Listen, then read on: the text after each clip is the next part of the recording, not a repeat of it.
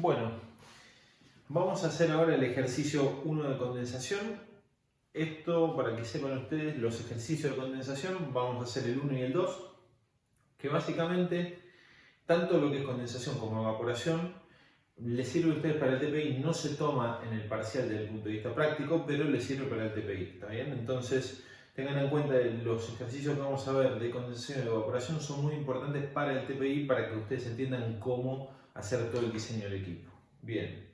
En lo que es condensación, el ejercicio 1 vamos a ver lo que es un ejercicio clásico de un condensador, ¿está bien? En el ejercicio 2 vamos a ver un desobrecalentador condensador, que es justamente lo que ustedes tienen que hacer en el TPI, ¿está bien? Entonces, ¿para qué les hago esta aclaración? El ejercicio 1 tiene un modo de desarrollarlo parecido obviamente al 2, pero en cierta forma es un poco más simple porque es solamente un condensador.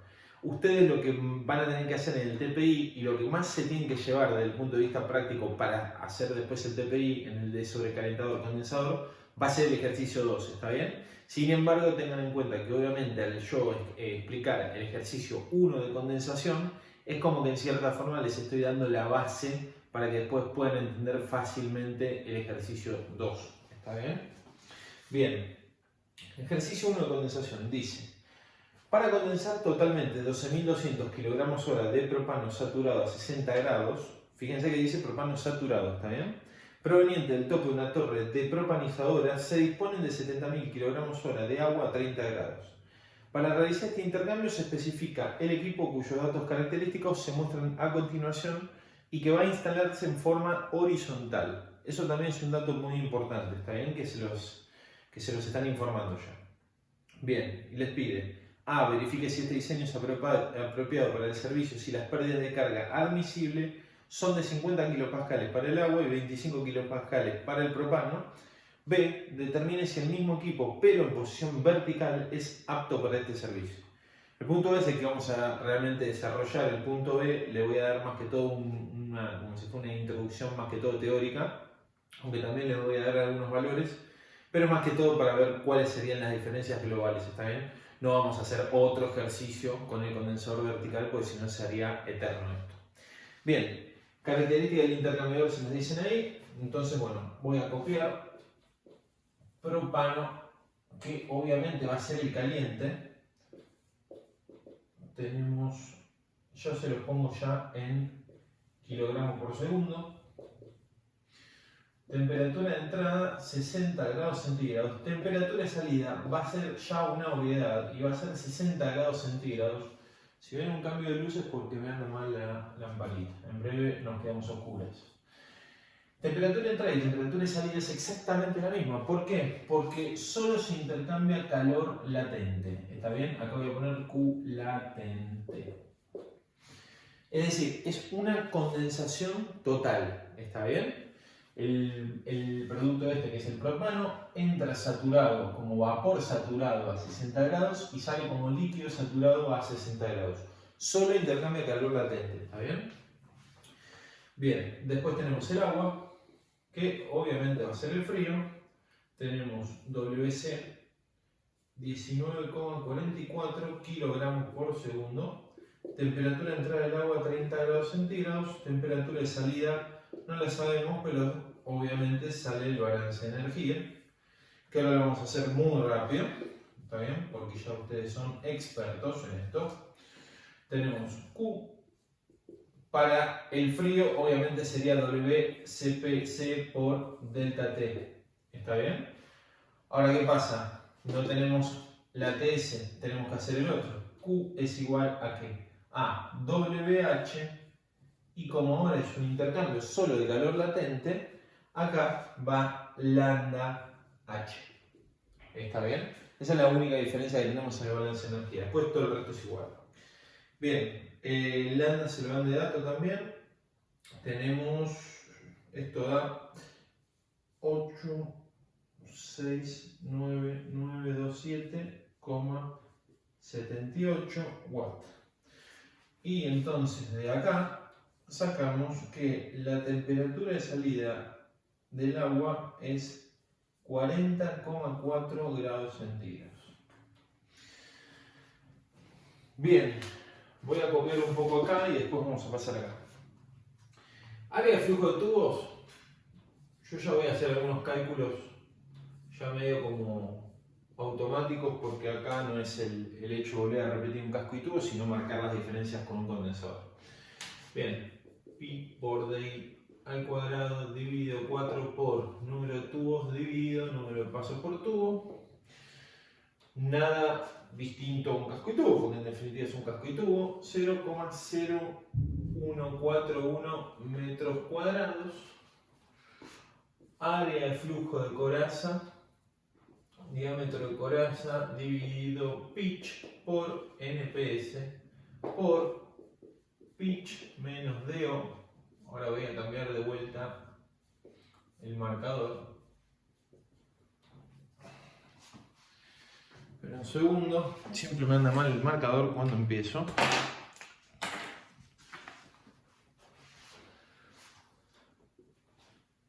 Esto da, lo pongo acá, área de flujo de coraza, 0,03668 metros cuadrados. Bien, nada para explicar acá por fuera de esto. Bien, asignación de fluidos. Asignación de fluidos. Espérenme un segundito. ¿Está bien? Voy a llenar en vivo el marcador porque si no voy a empezar con problemas técnicos. ¿Está bien? Bien. Mientras tanto puedo ir comentándoles algunas cositas. Si ustedes recuerdan, en NTU yo había hecho un comentario acerca de un condensador, ¿está bien? Y les había dicho que les iba a hacer mucho más énfasis, obviamente, en la unidad de condensación. Bueno, hemos llegado a la unidad de condensación justamente y ahora es donde voy a hacer un poquito más énfasis en lo que les había explicado en ese momento. Fíjense lo siguiente, si nosotros pasamos el fluido, que es el vapor, es decir, el propano, por tubos, ¿qué habíamos dicho nosotros en NTU en ese momento? Habíamos dicho lo siguiente. Habíamos dicho que si nosotros ingresábamos el propano por los tubos, ¿está bien? En este caso, por acá o por acá, obviamente, como yo les dije que se van a empezar a condensar, les conviene por arriba porque el condensado va a caer por gravedad para abajo. Entonces lo haríamos ingresar por acá. ¿Y qué pasaba? El propano iría por los tubos. ¿Y qué pasa? Como el agua estaría yendo por la coraza, que en este caso lo llenaríamos, bueno, como vamos a tener un movimiento hacia allá, lo vamos a llenar por acá. ¿Está bien? Para que baje fácilmente el agua, vamos a llenar por acá, vamos a tener en contracorriente, igual después vamos a ver que es exactamente lo mismo. Entonces llenamos el agua por acá y ¿qué pasa? El propano entra, va por los tubos y ¿qué pasa? Empieza a condensar, lentamente empieza a condensar. Entonces ¿qué pasa? En el primer tubo va a formar algo de condensado. ¿Qué va a pasar acá de condensado? En el segundo tubo va a formar algo más de condensado, que va también a quedar acá. Y constantemente lo que vamos a ir viendo es que a medida que vamos bajando en el equipo, la cantidad de condensado que va quedando dentro del tubo es cada vez mayor. Y también va quedando acá cada vez mayor cantidad de condensado, que igualmente, por la velocidad que trae el propano, se va a ir purgando. Pero nosotros queremos evitar eso. ¿Por qué? Porque en definitiva, cuanto mayor cantidad de condensado quede en cada tubo, a mí me quita superficie efectiva de transferencia de calor, ¿está bien? Lo que yo necesito es siempre tener la mayor cantidad del tubo totalmente libre para que haya mayor transferencia de calor, ¿está bien? Tengan en cuenta que en definitiva el condensado en el fondo del tubo es una resistencia a la transferencia de calor, ¿está bien? Porque yo en definitiva estoy centrando mis esfuerzos en condensar ese vapor, ¿está bien? No en quitarle más calor al condensado que está dentro del tubo, ¿está bien? Fíjense la diferencia de los fenómenos que les estoy yo diciendo. Entonces, eso ya habíamos visto nosotros en ese ejercicio en NTU, que no es lo recomendable, ¿está bien? Entonces, lo que nosotros terminamos diciendo es que en la generalidad de los casos, ¿está bien? Lo que se suele hacer es condensar por coraza, ¿está bien? Entonces, yo lo que voy a hacer va a ser esto. temperatura de entrada del propano por acá, temperatura de salida por acá. Sí es importante, más allá de lo co-corriente, contracorriente, que eso es otro tema, sí es importante que como están ingresando un vapor, lo ingresen por arriba, porque a medida que el vapor va a ir pasando hacia acá del equipo, va a ir condensando y el condensado va por abajo. ¿Está bien? Entonces no ingresen un vapor saturado por acá porque están yendo en contra de la gravedad. ¿Está bien?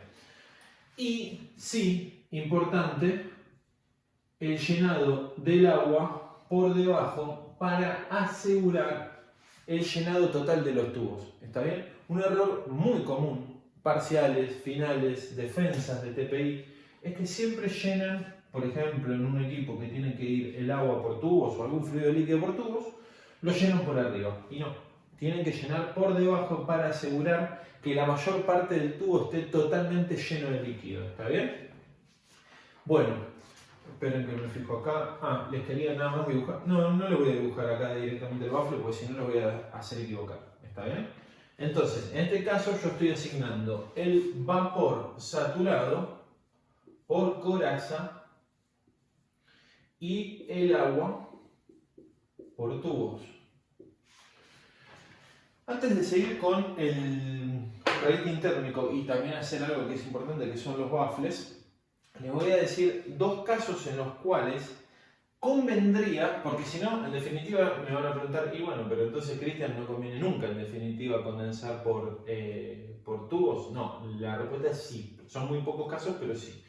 Y hay dos casos que son muy típicos, que uno es si el condensado es corrosivo, ¿está bien? Que es el mismo criterio que en definitiva usábamos en casco y tubo para decir que el corrosivo iba por tubos, o si deseo recuperar el calor latente del vapor saturado para usarlo para precalentar el alimento de una columna de destilación, ¿está bien? Es decir, que en ese caso lo que más me interesaría es el proceso aguas abajo del proceso. Aguas abajo, recuerden que es luego de este equipo, ¿está bien? Aguas arriba es antes de este equipo, ¿está bien? Entonces, en esos dos casos, o que el condensado sea corrosivo, o para aprovechar el Q latente de ese, de ese fluido porque es para el alimento de una columna, en esos dos casos sí convendría quizás analizar la idea de la condensación por tubos. Bien, bueno, ya he hecho esto, ya no hay demasiado más que agregarle acá. Espero que estoy mirando a ver si le agrego algo más, pero la realidad es que no. Recuerden que este es un equipo BEM, por las dudas igual ya quedó bastante claro con el dibujo. Es un BEM 1.4 que le arreglo es triángulo y después no mucho más para decir desde el punto de vista de las características geométricas. Bien, vamos a hacer ahora sí el rating térmico. Esperen que lo voy a buscar acá. Bien, rating térmico. Lo voy a hacer los dos con el mismo color porque no tengo otro color ahora. Bien, tenemos el propano que está a 60 grados y el agua que está más fría, obviamente. Entonces, esta obviedad que estoy diciendo hace que, esperen que lo agarro, la regla, lo pongo totalmente horizontal como debe ser. Ahí estamos.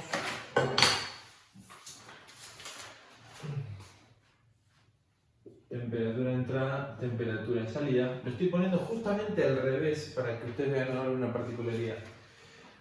Bien, y en este caso ponemos en contracorriente, como siempre dijimos, el agua. Fíjense que el agua está por debajo de este, ¿está bien? Este está a 60 grados, el agua entra a 30 grados y sale a 40 grados. Ojo, parece una obviedad lo que estoy diciendo, pero lo suelen poner al revés, ¿está bien? Yo también lo suelo ver en refrigeración, ese error, ¿está bien? Así que tengan cuidado con este detalle. Bien, entonces, hago el rating térmico, ¿está bien? En definitiva es un rating térmico en contracorriente, nada que decir más allá de eso, pero antes de pasar a calcular el FT, les voy a dar la explicación de los baffles, ¿está bien? Esto espero que ya lo hayan copiado, si no le hago un freno, si copian. Esto es algo más, un poquito más de teoría, más que de práctica, pero igual viene muy bien decirlo. Los baffles, ¿qué baffles o combinación de baffles se utilizaría acá? Bien, tenemos la combinación de baffles le voy a hacer los 3 baffles seguidos, ¿está bien? Esperen que lo copie así, no me... Hacemos en línea, esto tenemos ahí. Entonces, voy a hacer ahí. Esperen que los dibujo y ahora se los explico, total no es demasiado complicado, la verdad. Y ahora el otro así. Bien, y acá hago como si fueran los tubitos.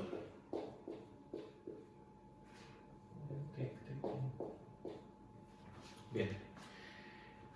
Este caso es uno de los más comunes, que es el rotado 90 grados centígrados, ya tengo acostumbrado a grados centígrados, y el corte 25%.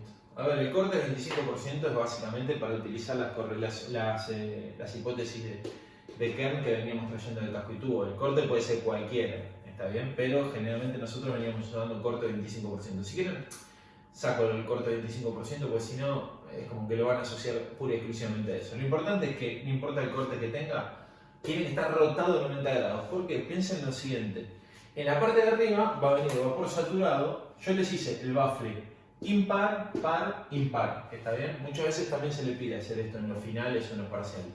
Entonces fíjense, si el vapor viene acá, viene por la coraza, se empieza a condensar. ¿Y qué pasa? El vapor saturado va a ir por arriba, serpenteando, y por debajo se va a ir formando el condensado que va a ir todo recorriendo la parte de abajo de mi equipo, ¿está bien?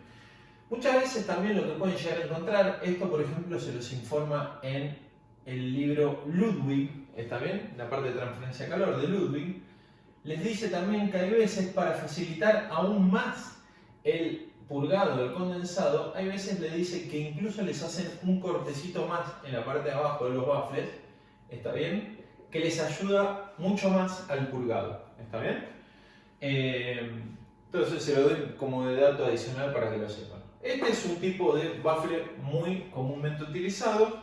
El otro que también se utiliza bastante es, les voy a dar nada más 2, ¿está bien? Porque si no, vamos a pasar una clase más de teoría que de práctica y no es el objetivo. Esperen que lo pongo acá. Lo pongo ahí y el otro de vuelta.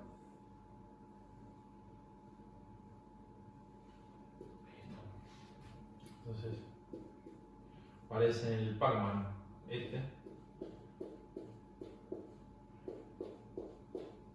Bueno, son los tubitos, ¿está bien? ¿Cuál es la idea de este? Es muy similar, impar, par, impar. Fíjense que este se equilibra del lado de abajo del equipo, este del lado de arriba, por eso esta mueca que tiene acá lo tienen solo los impares, que son los que están del lado de abajo, y el par que está del lado de arriba no tiene nada. ¿Por qué? Porque acá iría el vapor saturado por arriba recorriendo, ¿está bien? Y por debajo se va formando el condensado, que el único lugar de pasaje va a ser esta zona, ¿está bien? Entonces por eso en los de abajo se deja este triangulito que es un corte para que recorra el condensado, ¿está bien? Y este nada, no tiene ningún nombre en particular, o sea, es básicamente el baffle, pero con corte, ¿está bien? Para el recorrido del condensado. Y con eso terminamos porque si no es demasiado de teoría. Bien, dejo acá un segundito y vamos con esto. ¿Qué pasa?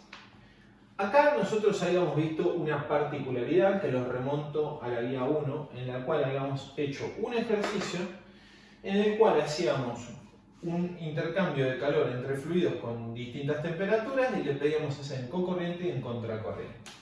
¿Qué pasa? Cuando hacían uno y otro se daban cuenta que era creo que el único caso en ese ejercicio en el cual el DMLT en cocorriente es lo mismo, o sea, el mismo valor que el DMLT en contracorriente. ¿Por qué?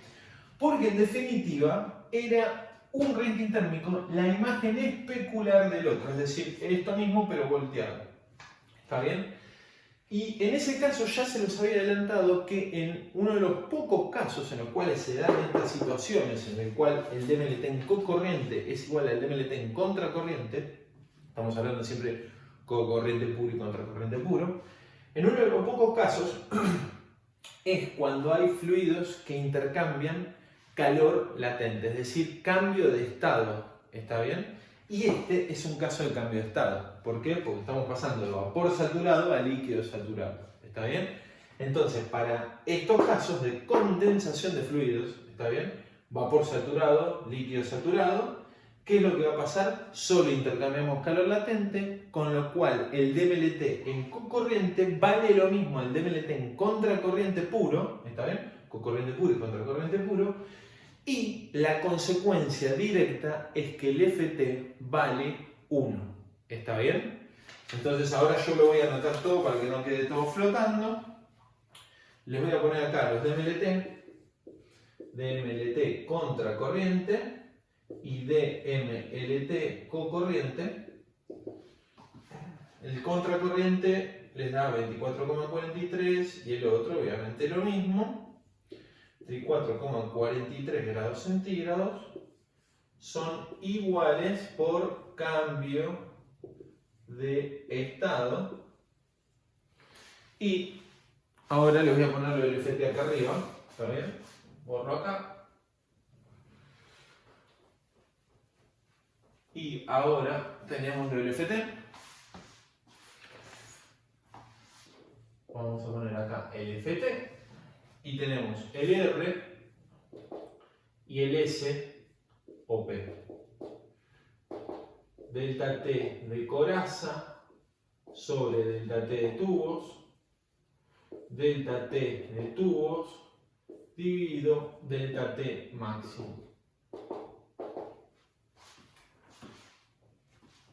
El R van a ver que para el caso en los cuales tienen un intercambio de calor latente, es decir, un cambio de estado, les va a dar 0, ¿está bien? Y el S les va a dar un número, en este caso daba 0,347, aunque de muy poco importa porque de esto se desprende que el FT es igual a 1.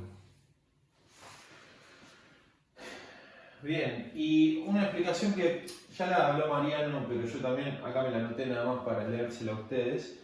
Una explicación también del DMLT es que la condensación de un componente puro puede pensarse como si una constante de proporcionalidad entre el calor cedido por el vapor y el delta T del vapor es como si fuera infinito. ¿Está bien? Por tanto, el vapor podría intercambiar calor sin modificar su temperatura, que es en definitiva lo que está pasando acá. ¿Está bien? Por lo tanto, cuando hay condensación de fluido puro isotérmicamente, que es este caso en el cual la temperatura de entrada es igual a la temperatura de salida, DMLT en cocorriente puro es igual al DMLT en contracorriente puro, consecuentemente lleva a que el FT sea igual a 1. Y para dos o más pasos por tubos, sigue la misma lógica, ya que estos equipos son combinaciones en definitiva de arreglos contracorriente y cocorriente. ¿Está bien? Así que, nada, no mucho más para agregarles. También decirles como dato nada más de color que se hacía la asignación de fluidos al revés, es decir, el vapor mandarlo por tubos. Igualmente el R les iba a dar infinito, el S le iba a dar 0 y cuando sacaban el FT les va a dar 1 también, ¿está bien? Entonces incluso asignándolos de la manera contraria, porque quizás el proceso se lo requiriese de alguna forma por decirlo, igual también el FT le va a dar 1, porque en definitiva el proceso es el mismo, ¿está bien? Es una condensación, ¿está bien? Bien, espero que les haya quedado claro, esto es un poco más lo que es teórico de este ejercicio, ¿está bien? Ahora ya vamos a pasar a los bifes, vamos a pasar a la parte práctica, que es lo más simple, en definitiva.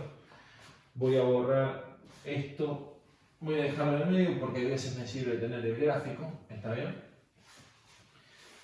La parte de tubos realmente no requiere demasiada explicación ni demasiado detenimiento porque van a ver que en definitiva es lo mismo que venimos viendo, ¿está bien? No le diferencia en nada, ¿está bien? Entonces por eso en tubos la verdad que no lo voy a, más que todo escribir, no lo voy a explicar demasiado. Entonces, tubos, tenemos el G de tubos, W de tubos dividido área de flujo de tubos, esto es lo que calculamos siempre, 1376,28 kilogramos sobre metro cuadrado segundo. La velocidad de tubos, tenemos W de tubos dividido área de flujo de tubos por ρ de tubos. es 1,377 metros por segundo. Calculamos el Reynolds de tubo nada más para tenerlo, porque capaz que nos iba más adelante. Diámetro interno dividido el número de tubos. Esto da 30.106,19. A ver, en tubos que tenemos agua líquida, agua pura por tubos, entonces lo que aplica acá no es la correlación de Siderita, sino que es la correlación del agua, ¿está bien? Directamente para calcular el HI. Entonces, esto teníamos que corroborar que estuviera entre 0,3 metros por segundo menos o igual a la velocidad del agua menos o igual a 3 metros por segundo, con lo cual cumple. La T media tenemos 30 grados centígrados más 40,4 grados centígrados dividido 2, tenemos 35,2 grados centígrados, está entre 5 grados centígrados y 95 grados centígrados, cumple. Fíjense también que el 0,01, esto era 1 por 10 menos 2, sí. Bueno, esperen que lo voy a poner con notación científica como siempre, por las dudas, para que les quede igual. 1 por 10 a la menos 2 metros menor o igual al DI menor o igual a 5 por 10 a la menos 2 metros. Corroboramos que el DI está entre esos valores. Esperen un poquito que tome un poco de agua. Me estoy haciendo un matecito. Están frescos estos días.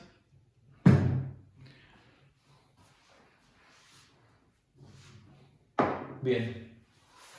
Entonces ahora directamente ya calculamos el HI.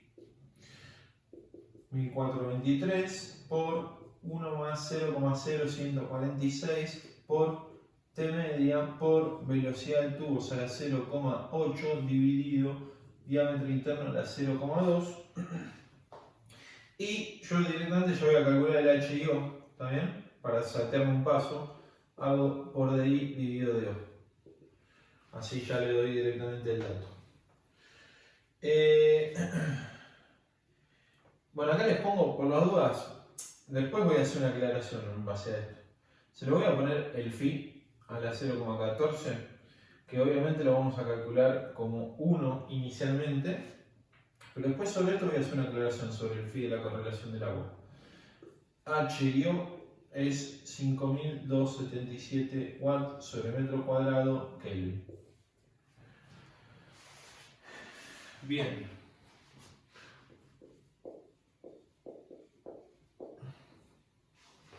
Vamos ahora a la parte de coraza. En la parte de coraza, por acá creo que no debe haber ninguna duda, así que directamente paso a coraza. En la parte de coraza, ya vieron con Mariano y con Julián que van a tener distintas disposiciones los tubos. ¿Por qué? Porque ustedes pueden tener un equipo condensador, en este caso, que sea horizontal o vertical, ¿está bien? Y la condensación puede ser o dentro de tubos o fuera de tubos, ¿está bien? Entonces van a tener distintas combinaciones ustedes, es decir, que sea un horizontal condensación dentro de tubos o fuera de tubos y un vertical condensación dentro de tubos o fuera de tubos. Con lo cual van a tener 4 distintas posibilidades de cómo se da ese proceso de condensación, en definitiva, con respecto a los tubos, ¿está bien? Y lo vamos a analizar cada uno por separado, aunque lo único que voy a hacer es repetir lo que ya vieron en la teoría, que ya lo deben haber entendido totalmente. Como nosotros tenemos acá un equipo horizontal y vamos a condensar por fuera de tubos, entonces acá vamos a tener condensación. Esto es importante que ustedes inicialmente ya se den cuenta. Una condensación horizontal fuera de tubos. ¿Está bien? Entonces esto ya les define a ustedes su proceso. ¿Está bien? Fijémonos, ustedes habían visto que en el caso del horizontal van a tener este tipo de proceso en el cual, si ustedes están haciendo condensación por película porque no lo hacen por gotas, por ya lo que vieron en la teoría, es decir, pasan del de gotas al de película casi de forma automática, van a empezar a formar esta película justamente de condensado que va a empezar a gotear siempre a los tubos de abajo. ¿Está bien? Va a empezar a hacer esto. Entonces, cada vez, cada goteo de condensado va al tubo de abajo y cada vez se forma un mayor espesor de película, ¿está bien?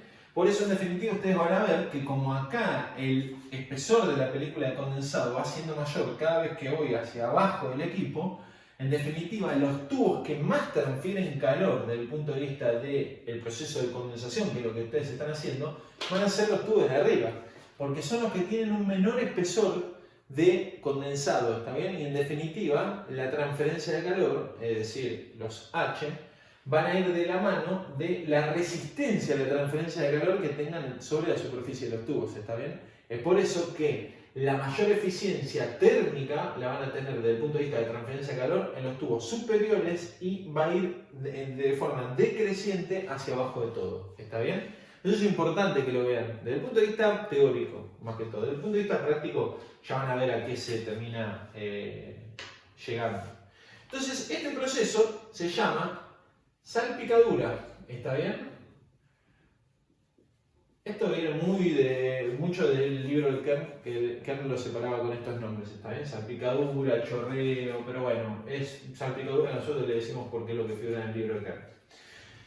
Y de esto se van a desprender 4 tipos distintos de disposiciones de los tubos que vamos a tener. Yo lo voy a poner primero los verticales. A ver, primero vertical.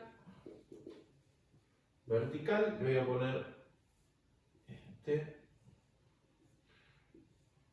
Ahí, le voy a poner otro acá. Se voy a hacer muy rápido, ¿está bien? Porque no quiero perder tanto tiempo en esto. Y después tenemos los horizontales. Horizontal, que vamos a tener este y acá otro más,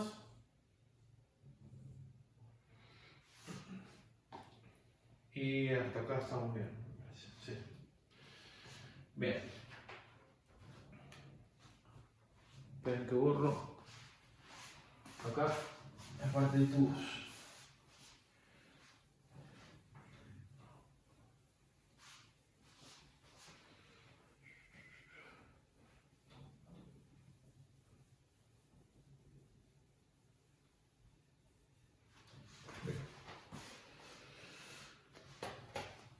¿Qué pasa? Nosotros vamos a tener, en el caso del condensador vertical, condensación dentro de tubos o fuera de tubos. Esto lo voy a poner fuera de tubos, dentro de tubos, y acá fuera de tubos,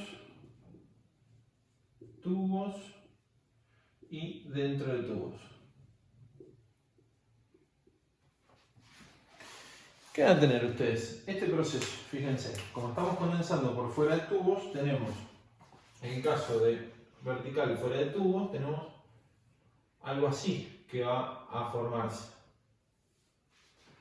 Es decir, se va a ir formando la película de condensado y cada vez que va cayendo se va ensanchando cada vez más esa película de condensado. ¿Está bien? Ahora, en el caso que sería la condensación dentro de los tubos, va a pasar algo así. Cada vez más fino. Esto. ¿Por qué? Fíjense que se va formando el condensado sobre la pared de los tubos. ¿Está bien? Esto sería el condensado, todo acá al costado. Entonces cada vez le va quedando un conducto libre, cada vez más finito, dentro del tubo para seguir transfiriendo calor. Entonces fíjense ustedes que pasa lo mismo que les dije antes, que en definitiva en la parte inicial del tubo es donde más van a transferir calor y a medida que van bajando el tubo cada vez transfieren menos porque el espesor de la película es mayor y la resistencia a la transferencia de calor también es mayor. ¿Está bien? Eso es lo que le va a pasar en el régimen laminar, que es lo que nosotros vamos a ver inicialmente. Bien. Y en el tema del horizontal fuera de tubos, tenemos esta formación. Ahí se le forma todo así. Esto forma esto mismo que les dije acá. Entonces forma toda la película de condensado que va a caer de tubo en tubo. Y si fuera dentro de tubos, ¿cómo lo dibujé yo? Bueno, lo dibujé muy rudimentario, pero sería esto. Sería básicamente como que todo el tubo está en todo el costado condensando, pero obviamente por una cuestión de gravedad, en la parte de abajo del tubo se va a formar toda una altura de condensado. tengan en cuenta que eso va también muy de la mano de la velocidad del vapor saturado que va circulando en estos casos, sea por dentro o por fuera de tubos, pero a medida que la velocidad del vapor es mayor, el proceso de escurrido de ese condensado va a ser mayor, ¿está bien? Pero nosotros vamos a hacer este análisis para régimen laminar, ¿está bien? Para aplicar lo que es la teoría de Nusselt. Bien, entonces, este caso y este caso, este caso y este caso. Ahora vamos a ver. Para lo que es coraza, nosotros vamos a tener algo muy importante que va a ser nuestro G de coraza y el Reynolds de coraza, que ahora le vamos a llamar Reynolds de condensación. Ya. Y vamos a tener, como vimos que tenemos 4 posibilidades, vamos a tener 4G y 4 Reynolds. Que en definitiva la fórmula es exactamente la misma, lo único que se va a diferenciar va a ser en una sola variable. Variable no, llamémosle parámetro, que ahora vamos a ver. Esto es W de coraza dividido W de coraza dividido W de coraza dividido W de coraza dividido. Y ahora directamente, antes teníamos un área acá dividiendo, ¿está bien? Ahora no va a ser más un área, sino que va a ser un perímetro. ¿Por qué? Porque en realidad lo que divide acá es una longitud característica, ¿está bien? Longitud característica, y obviamente, como tenemos un tubo, la longitud característica es el perímetro, ¿está bien? Que es la que vamos a elegir nosotros para la transferencia de calor, es decir, para el estudio de la transferencia de calor. Entonces vamos a ver que tenemos longitudes características que en definitiva, ahora lo voy a, si quieren tachar o como sea, pero lo voy a poner ahí que directamente es un perímetro. Y el Reynolds de condensación va a tener una fórmula muy simple, que ya está simplificada, que va a ser 4 por G dividido mu de fin. Después vamos a ver qué es esto. Acá es lo mismo, mu de fin, 4 por G dividido mu de fin, 4 por G dividido mu de phi. Bien, vamos a ponerle condensación vertical fuera de tubos. A este le vamos a poner 1, a este le vamos a poner 2. Esperen, analización horizontal fuera de tubos. A este le vamos a poner arriba 2, 3.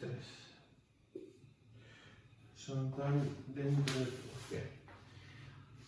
Porque ahora voy a poner con una notación particular a cada uno. Este lo vamos a llamar G', a este G'', G''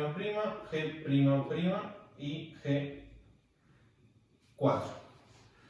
Fíjense que el G' lo vamos a usar para condensación vertical fuera de tubos, es decir, sería este caso. ¿Está bien? Sería el caso 1. El G'', condensación horizontal fuera de tubos, tenemos esto. Entonces, horizontal fuera de tubos, tenemos acá 2. G'', este lo vamos a usar para condensación horizontal dentro de tubos, con lo cual este es 3 y este va a ser 4. ¿Está bien? ¿Por qué lo dejé este como 4 y no lo puse en orden? Porque este no es tan usado. Entonces acá pongo no se utiliza tanto. No por eso no se los quiero dar, ¿está bien? Pero este es el caso menos utilizado y se van a dar cuenta por una cuestión lógica de lo que es la transferencia de calor y cómo me interrumpe esta película para seguir transfiriendo calor, ¿está bien? Entonces por eso es que no se utiliza tanto. Y respecto a la notación, es una cuestión más que todo para que vayan de la mano del Kern y del Kao y puedan entender también los libros cuando lo lean, ¿está bien? Porque se utiliza mucho este tipo de notación del G' para condensación vertical fuera de tubos, el G'' para la condensación horizontal fuera de tubos, que es la que vamos a utilizar nosotros ahora en el ejercicio, y el G'' para condensación horizontal dentro de tubos. ¿Está bien? Entonces, como les dije antes, y ahora así corto el video y lo sigo en otro, la longitud característica va a ser un perímetro, en este también va a ser un perímetro, en este también y en este también. Entonces, acá Reynolds de condensación, 4 por G', y acá 4. Antes de pasar al perímetro, explico mu evaluado a temperatura de film. Después vamos a ver cómo se calcula esta temperatura de film. Pero ustedes sepan que los cálculos, inicialmente nosotros, como no sabemos qué temperatura es la temperatura de film, vamos a evaluar, para sacar nuestro régimen de condensación, el mu evaluado a temperatura media entre entrada y salida, es decir, como lo venimos haciendo siempre. Y después, una vez que se termina todo el cálculo, se hace una iteración para después recalcular todo a temperatura de film. ¿Está bien? Entonces es un proceso un poco tedioso, por eso lo voy a explicar después.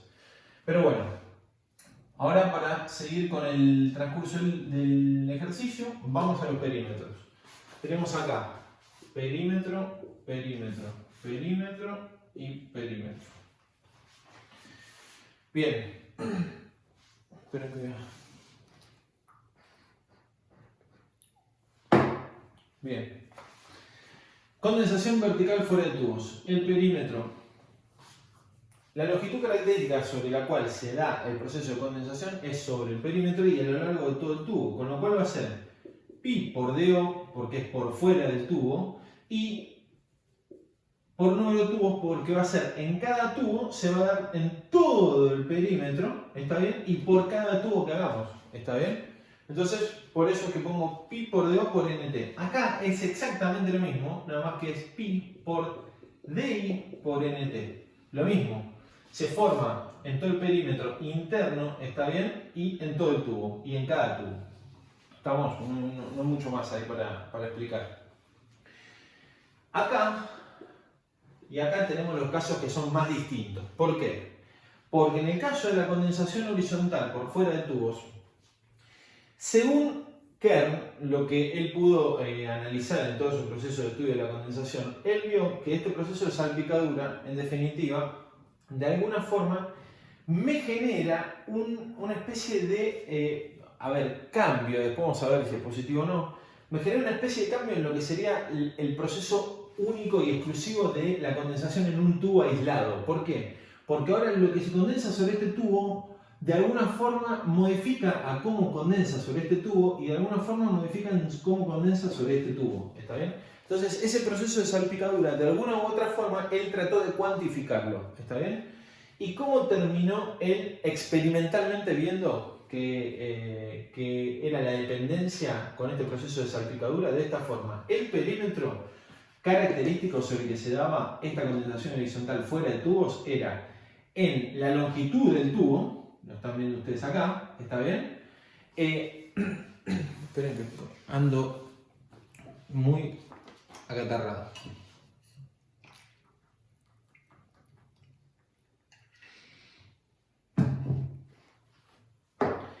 Perdón, pero hoy ando jodido. En la longitud del tubo, porque es a lo largo de todo el tubo, y en cada tubo, ¿está bien? Así como acá usamos número de tubo, acá lo vamos a tener. Y lo voy a poner en azul para que no se lo olviden. El fenómeno de la salpicadura, él vio que experimentalmente lo podía modelar poniéndole esperen que me quedó feo acá, un 2/3 elevando al número de tubos. Ojo con esto porque muchos lo ponen a la longitud de tubos. Está mal. Es longitud de tubos por número de tubos a las 2/3. Entonces esto viene del fenómeno que es la salpicadura. ¿Está bien? Bien.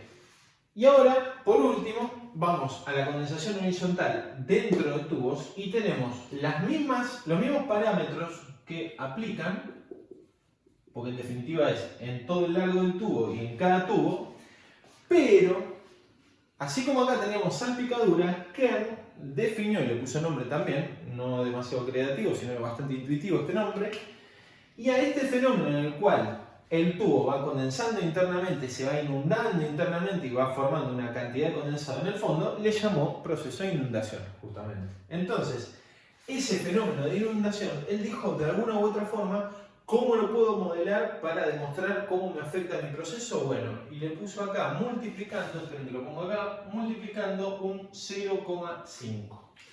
Es decir, que el perímetro sería longitud de tubo por número de tubos por 0,5. ¿Está bien? Y ahí ya quedó todo. Entonces, y ahora yo voy a cortar acá y voy a pasar a un nuevo video. Lo que nosotros vamos a hacer en este caso es, tendríamos que ver, bueno, a ver, ¿qué caso tengo? ¿Condensación horizontal fuera de tubos? Bueno, perfecto. Entonces, ¿qué tenemos? Condensación horizontal fuera de tubos es el 2, aplica el 2. Entonces vamos a tener WS dividido longitud de tubo por número de tubos a la 2 tercios. Y el Reynolds de condensación va a ser 4 por este G dividido el mu de φ. Y ahí voy a seguir para adelante. ¿Está bien? Bien, corto este video y sigo con otro.